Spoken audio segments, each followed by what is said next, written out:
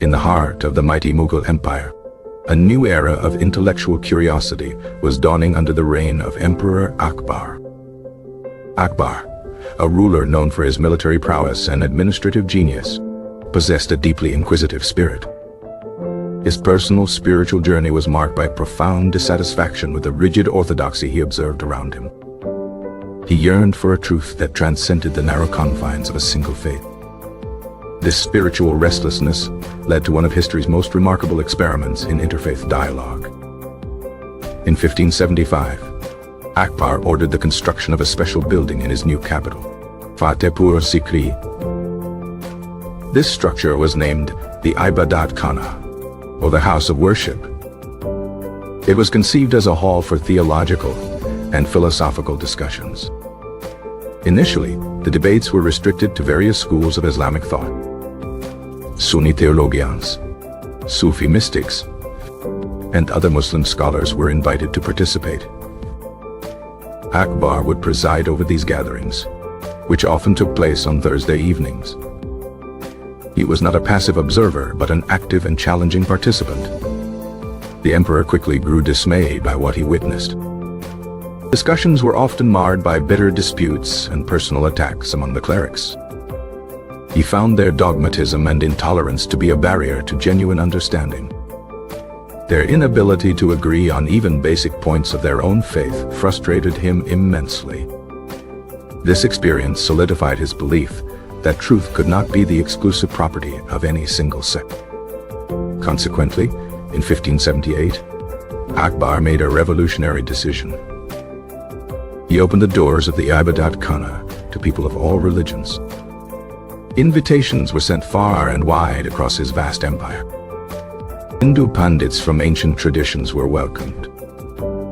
Jain monks, who practiced extreme asceticism, were invited to share their wisdom. Zoroastrian priests, keepers of the sacred flame from Persia, journeyed to the court. Even Christian missionaries from the Portuguese colony of Goa were summoned. The Jesuit priests, Rodolfo Aquaviva and Antonio de Montserrat, made a significant impression. The Ibadat Khana transformed into an unprecedented melting pot of religious ideas. Discussions now covered a vast and fascinating range of topics.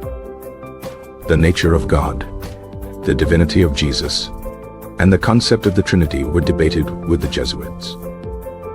Hindu scholars explained the concepts of reincarnation and karma. The Jains argued passionately for the principle of ahimsa, or non-violence. Akbar was so moved by their arguments that he gave up hunting, a favorite royal pastime. He also restricted the slaughter of animals on certain days of the year. The Zoroastrian priests spoke of the eternal struggle between light and darkness. They introduced Akbar to the worship of the sun and fire as symbols of the divine. The emperor began to incorporate some of these rituals into his own daily court life. Akbar listened to every argument with patience and an open mind. He would cross-examine the scholars, seeking clarity and deeper insights. These debates were meticulously recorded by the court chronicler, Abul Fazl. The Orthodox Muslim clergy were horrified by these developments. They saw the inclusion of infidels as a grave insult to Islam. Her authority was being publicly challenged and diminished.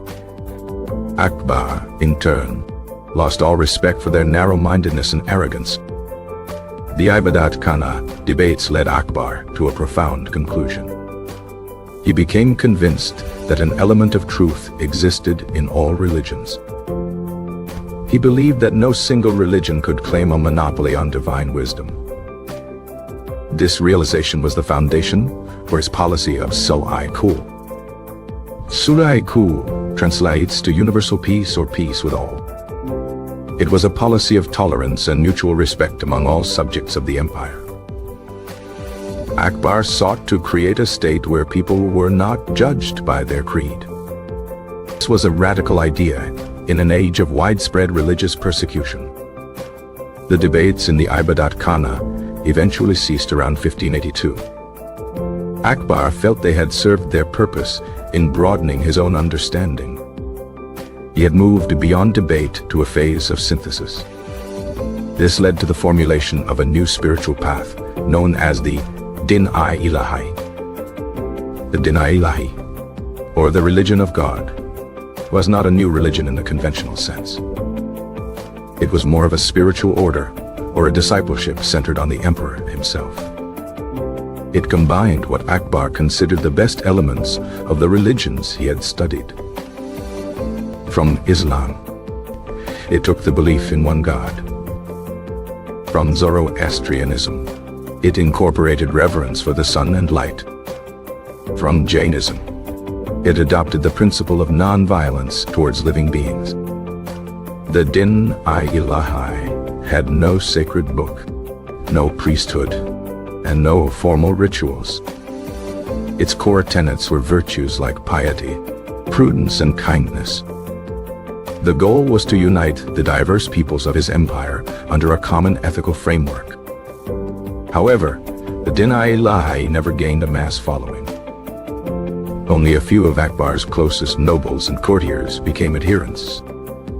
Akbar never used force or coercion to compel anyone to join. The order largely faded away after Akbar's death in 1605. Yet, the legacy of the Ibadat-Khana debates was profound and lasting. It established a precedent for religious tolerance and open inquiry in India.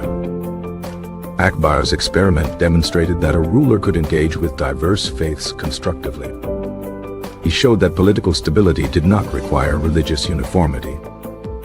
The debate significantly reduced the political power of the orthodox ulema-dagat. This allowed Akbar to govern with greater autonomy and a more secular outlook. His court became a haven for scholars, poets, and artists of all backgrounds. The synthesis of cultures that he fostered is visible in Mughal art and architecture. Akbar's journey from an orthodox Muslim to a syncretic spiritualist is a testament to his intellectual courage. He dared to question established doctrines in a time when such questions were dangerous. The emperor's personal library was vast and contained texts on a multitude of subjects. He was illiterate, yet he had texts read to him daily. His thirst for knowledge was insatiable. The Jesuit missionaries were astonished by his sharp intellect and probing questions. They held hopes of converting him to Christianity. Akbar, however, was interested in learning, not converting. He treated the Christian holy books with great respect, but also critically. The Jain scholar Vijaya was another figure who deeply influenced the emperor. Akbar bestowed upon him the title of Jagat Guru, or world teacher.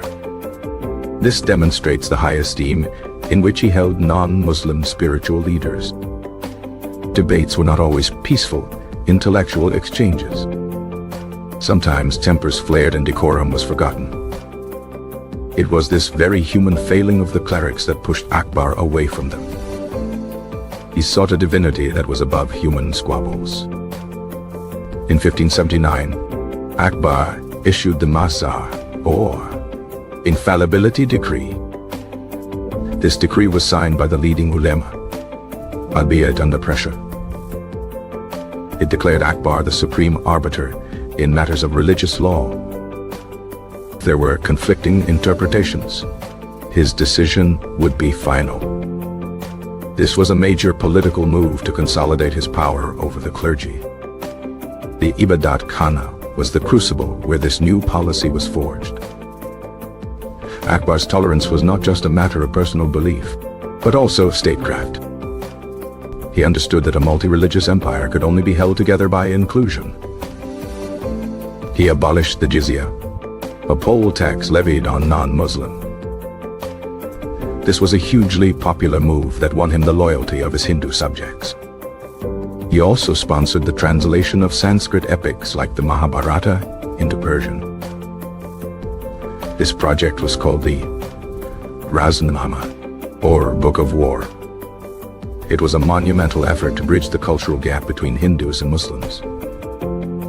Akbar's court was a true synthesis of Persian, Indian, and Central Asian cultures. His wives were also of different religious backgrounds, including Hindu Rajput princesses. This further cemented his policy of inclusion at a personal level.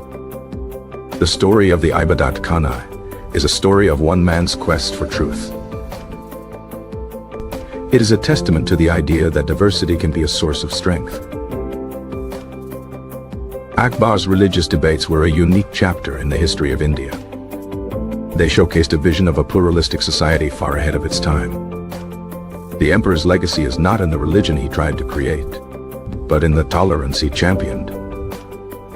He created an environment where ideas could be freely exchanged without fear. The discussions included even atheists, a truly radical inclusion for the era. Akbar's approach was empirical. He wanted to see and hear for himself. He was not content to rely on the interpretations of others. This intellectual independence was his defining characteristic. The Ibadat Khanai itself was an architectural marvel. Its design, with a central pillar and bridges, may have symbolized his central role. From his central position, he could hear all arguments equally.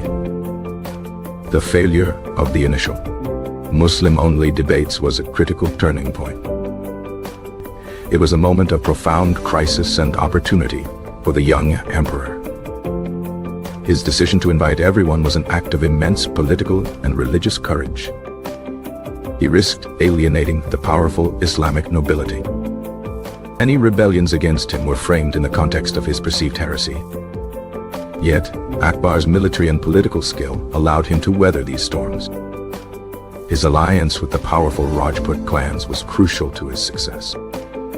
These Hindu warriors provided a loyal counterbalance to the orthodox Muslim factions. The Ibadat Khanai was, therefore, both a spiritual quest and a political tool.